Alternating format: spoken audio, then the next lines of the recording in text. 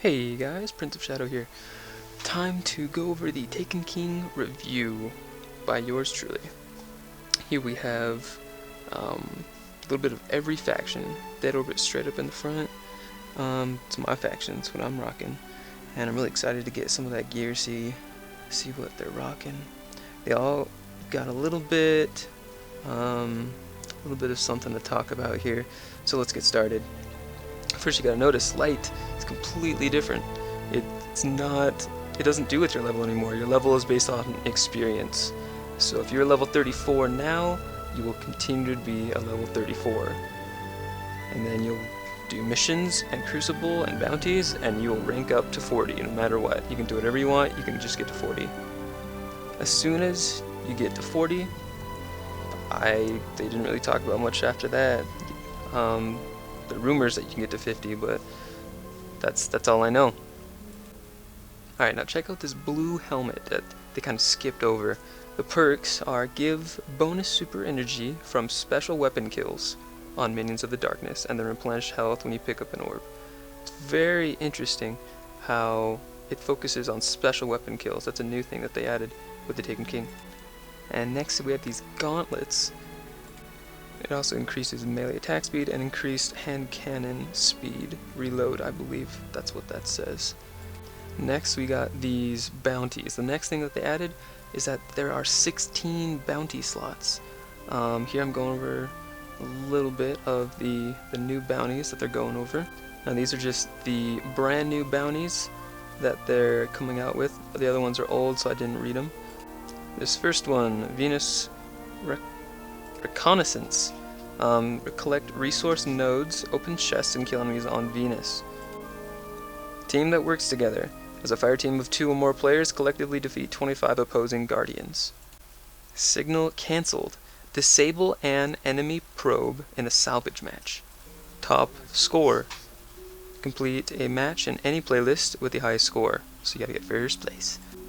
Support network. Assist your teammates in defeating 10 opposing guardians. So it's just a fancy way of saying get 10 assists. Defeat an opposing guardian in the Crucible with energy drain. It's for a warlock only. Next is probe defense. Defeat 3 opposing guardians while an allied probe is active. Kill it with fire! Get 30 kills with solar weapons. Shield Brothers. It's part of the storyline, actually. It's a quest for the story. It's very, very interesting because this is the new strike that they're implementing with the Taken King. The text reads, the Sky Burners were under the command of Primus Ta'aun until Oryx took him. Our records say Ta'aun was bound in the shield right to his brother Valus Plurun and Varus Maurlal. I'm probably slaughtering those names. Perhaps we can use this to our advantage. It's by Zavala. So the objective is to stop a Cabal assault team from detonating the Dreadnought's core. I don't know why they're trying to detonate the core or how, because Oryx is like a boss, but apparently we have to complete the strike called Shield Brothers, which is going to take place on the Dreadnought. Super, super fun. I'm excited. Next thing to note, this next quest we have to do is to get the 3rd subclass on each character. They're all different. This one's called a Spark in the Shadow for the Warlocks. This is how you get, check the rewards right there, the Stormcaller subclass. You also get a legendary armor upgrade, which will be, a legendary something, that's for sure. I'm excited to see what that turns out to be. It reads, the Vex are practical, focused. They store energy in all its forms. The conductive mind contains a powerful arc source. Seek out this construct, destroy it, and claim the source as your own. And it's from Ikora. It's a very, very interesting story. Interesting way to get your subclass. Remnants of Darkness. It's another quest to help you get better armor, more legendary marks, reputation, experience. This one's pretty cool because it focuses on getting targets on each patrol location. So Cosmodrome, Moon, Venus, Mars, and the Dreadnought. So you have to go and patrol, I'm guessing, go find those patrols that mark the little targets, and you have to go and kill the targets, 3 on each place. I could see how it might take a while. You gotta wander around patrols and find targets, but I feel like it'd be worth it because you get a new heavy weapon, a new legendary heavy weapon, and considering how some blues are going to be way better than the exotics and regular legendaries that we have now, this new heavy weapon is going to be intense, to say the least. Okay, switching over to our inventory, we kind of look at this new Spark of Light. This is interesting. If you start a new character, or if you're just starting the Taken King, everyone starts with this Spark of Light. As soon as you finish that first mission, go to the tower in your post office box with the postmaster for special orders. You can get this Spark of Light, and you can instantly turn to level 25. And that's the base level that you need to accomplish any task given to you in the Taken King.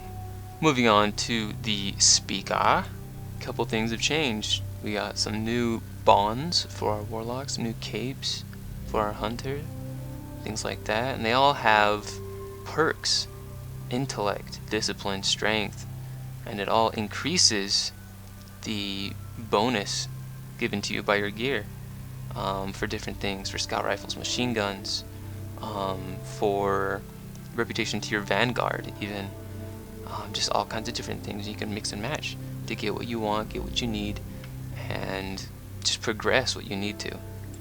This is a cool little ghost shell that we're going to get from the speaker. So this first ghost is interesting. It gives you a boost in strength, has 160 defense, but it also marks nearby Spirit Bloom, which does the next one.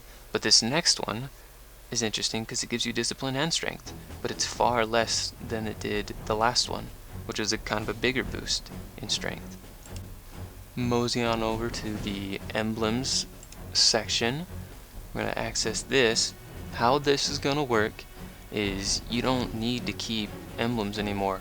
You can come here, take the emblem or emblems you want at any time, and just run with it, and you can dismantle it at any time, come back and grab another one for whatever character you need. It's from all characters, doesn't matter. But what's interesting is you can go over the emblems given you here, and it'll tell you how you can achieve them, how you can get them, what quests or what missions you need to do to find them. Notice the 4 different collections. They only went over the first one, and I'm really interested to see the 2nd, 3rd, and 4th to kind of see the different emblems you can collect and just kind of what they come from. I can guess what they come from, but I'm not going to make any assumptions. Come on over here to the new monarchy, Mr. Hideo. First thing we got to notice is that each week you can support a faction. That means you don't have to wear any armor, any capes, bonds, whatever anymore. You accept this as your faction for the week, and all you do, everything will go towards that. Alright, taking a look at some gear here for New Monarchy. This is the chest piece. Probably the coolest perks we learn about are the last treat here. Solar Recovery increases recovery for 5 seconds after taking solar splash damage, or you can choose to switch to Solar Armor. Increases armor when using solar-based subclasses. The only other thing that I would add is that you have to watch for legendary marks. Legendary marks is used for just about everything now in the Taken King, and I have a feeling that it's going to be kind of a big problem when you want to buy stuff, when you want to upgrade stuff, and you're all out and you have to go do more missions or more Crucible just to upgrade something you need right then. Something else they implemented were these supply donation packages. You can offer up motes, armor, upgrade materials for your subclasses, weapon parts, in exchange for reputation, so you can upgrade your New Monarchy faster and get faction packages a little bit faster. Something we get a glimpse of is this sniper rifle. It does 280 arc damage, which is very, very high starting out. Very low fire rate, very low impact, high range, high reload. Base perks that it comes with is counterbalance and quicker reload when the mag is empty. We also get a glimpse of the machine gun. High fire rate, fairly high impact, very low range, very low stability and reload. The base perks that it come with are Army of One and Counterbalance, as they make their way over to the Crucible of Shaxx. And since Bungie told us to, I'm going to kind of screenshot and crop out these bounties. Individual achievement: win 2 Crucible matches with an individual score of at least 1500 points. Making an impact: win 7 matches. Crucible combat: win 1 game in 3 different Crucible game modes. And they're talking about Clash, Control, Rumble, Skirmish, things like that. Featured matches: earn points in any featured playlist. Crucible wins are worth 3 points. Starting a new match costs 1 point. Returning victor: complete the Crucible daily on 3 different days. And finally, the true meaning of war, the hardest thing to do for each weekly bounty. Complete all 5 of Shaxx's weekly bounties in 1 week. The rewards are Nightfall tier rewards. It could be just about anything. Next, we kind of want to talk about the competitive shells that Shaxx sells.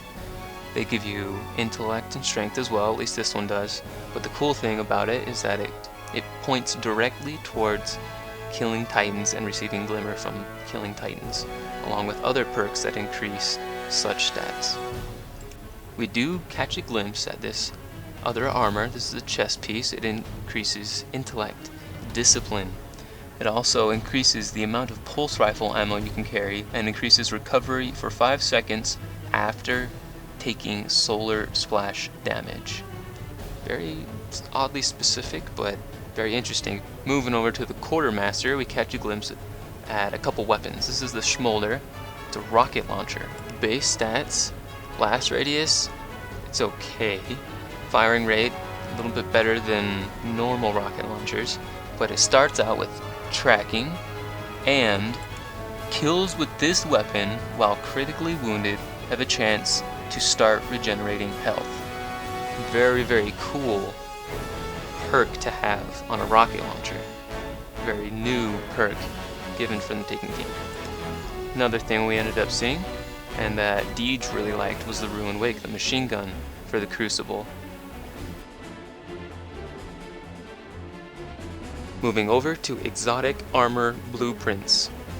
This is a very, very cool thing that they've done.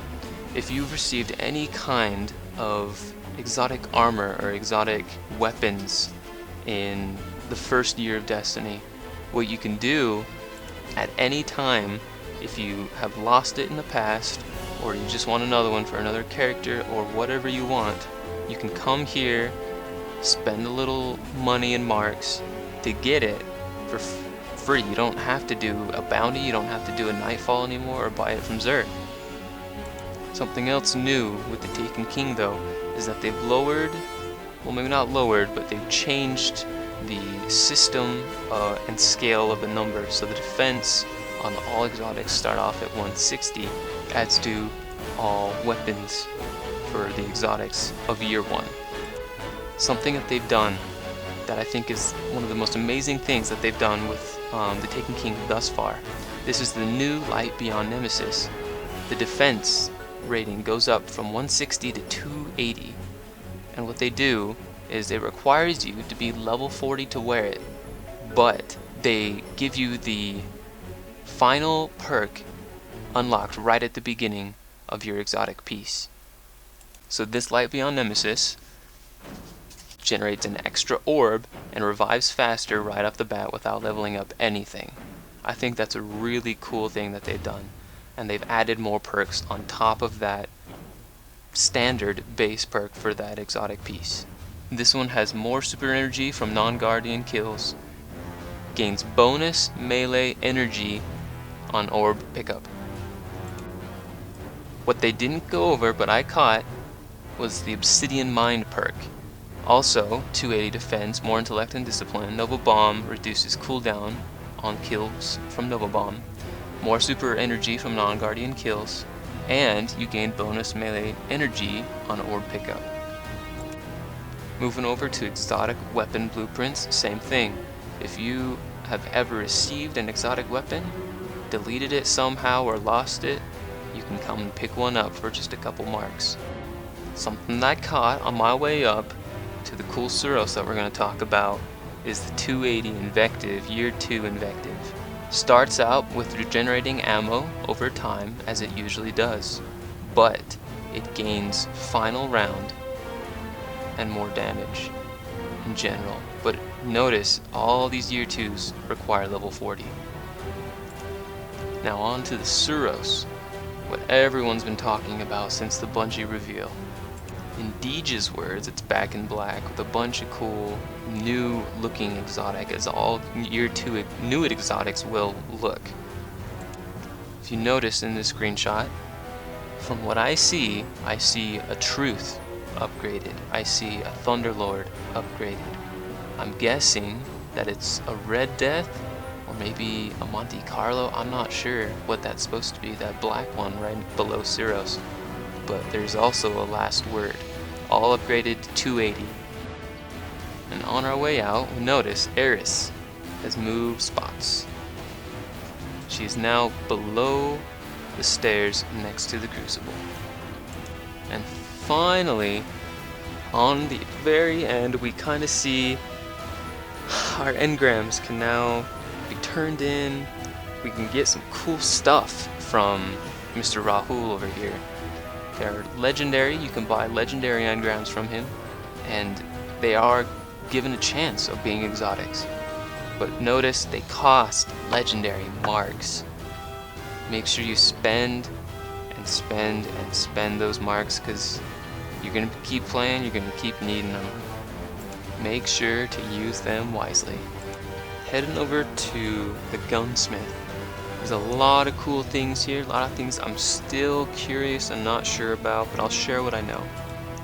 First thing I noticed when I saw these field test weapons, this hand cannon, all of them, they're all required to be level 38, so you can't jump in like I wanted to and buy a field test weapon and take it on the first couple of missions with you. You gotta wait a couple levels. But what's cool to notice, these perks that they have. Chance to refill this weapon's magazine when critically wounded. The shotgun has rangefinder. Notice that it has no range on it. Sniper rifle. Chance to return a portion of the magazine after an assist. Interesting. And this final sniper rifle. This weapon gains a boost of range and handling when health is low. Now, are these perks going to stay for regular weapons, or are they going to stay for field test? I don't know. I guess we'll find out when we get those foundry orders. Now, how these foundry orders works are when you level up your gunsmith rank, you can buy one or two or I don't know how many you can buy. From what I figure, when you buy one, you need to be another rank, maybe rank 2 to get the second, and rank 3 to get the third for the week. I'm not sure how it's going to work, that's just my assumption. But what happens is you wait till the next coming Wednesday, whenever that is, and they'll have that weapon ready for you, as they do here with this here scout rifle. Now, something that I snuck in with this level 40 is you notice his cool little setup that he has here. He's 259 light level, got some sweet armor on him, but we catch a glimpse of a couple weapons. The scout rifle requires level 37, 210 attack. Readying this weapon grants a brief period of bonus accuracy. That's nothing new. This auto rifle, level 37, 210 attack. Still high fire rates, still low impact for auto rifles. I don't know why they're not changing those. This perk is cool though. This weapon gains increased reload and handling when 2 or more enemies are in close proximity. Very interesting perks. And finally, this new Suros weapon. The perk that caught my eye is Feather Mag.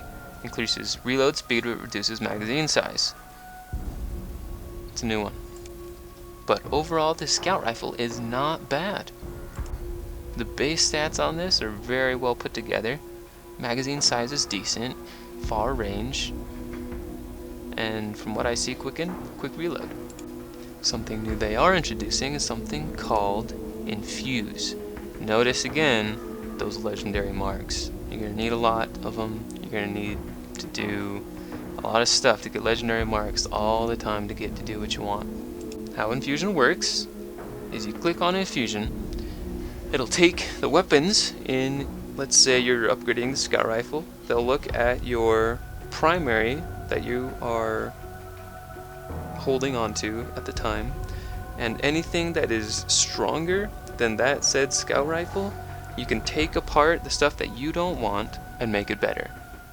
Something that I want to look at though is this new auto rifle. It's got 290 attack, still high fire rate, low impact, low range, but it has glass half full and a chance to return a portion of the magazine after an assist. Looks like it's going to be a common perk, but something I definitely want to use in an auto rifle. Now something they did add is more vault space. They doubled everything. More weapon space, more armor space, and more general item space. Finally on to the good stuff. It has been confirmed. Look at this guy's back. He's got a sword. I'm guessing arc. That's just me. And personally, I don't want this guy's dance moves.